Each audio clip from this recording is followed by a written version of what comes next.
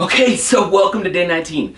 Now I hope that yesterday was really eye-opening for you, and I hope that you went ahead and you did what you needed to achieve for your result, and you went onto Facebook and you took a look at what's there. And you took a look at what's been affecting you and impacting you and the words that you're using.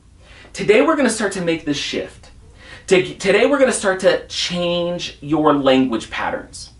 Now we're going to do this in a couple ways, and this will be a shorter video today. I'm going to make you aware of a handful of words, and I want you to become aware of these words over the next 24 hours and how you use them, and it'll give you some additional insight on how you can become conscious to and ultimately affect your language patterns. So I want you to consider the word should. Now, maybe you've heard somebody say this before, that you need to stop shoulding all over yourself. Okay, now here's what shoulding all over yourself means. If you say, gosh, I should have done that, but I didn't. Or I should be making more money in it, or I'm not. Or that customer should have reacted better, but they didn't. Or my kids should be making their bed, but they're not. Whatever your should is, you're arguing with reality. You're saying that something should have been one way, but it's not. The second that you give power to that word of should, you are acknowledging that things did not go the way that you wanted them to go, which means that you are not affecting your world, it is affecting you. So I want you to stop shoulding on yourself altogether.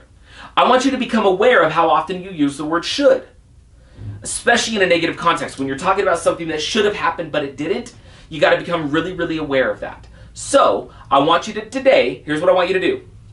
I want you to keep a piece of paper with you, okay? And I want you to keep track, just make a check mark.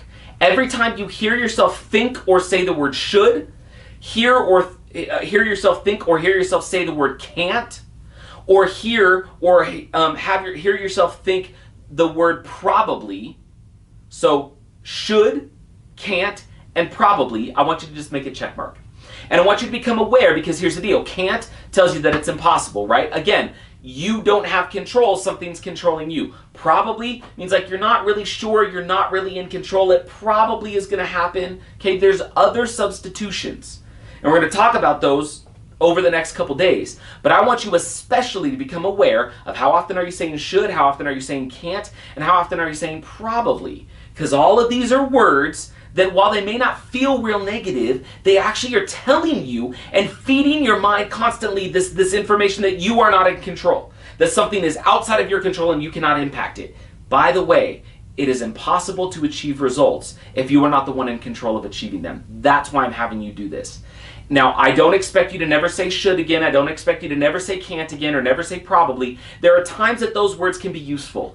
I just want you to become aware of how often you're using them in a negative context and make those check marks on your paper as your result today so that you can, again, become aware of your language patterns, aware of the language that's impacting you, aware of the impact that language has on you so that you can start to change it, which will give you the ability to achieve more results in your life. Cool? Okay, awesome. That's today. We'll see you tomorrow.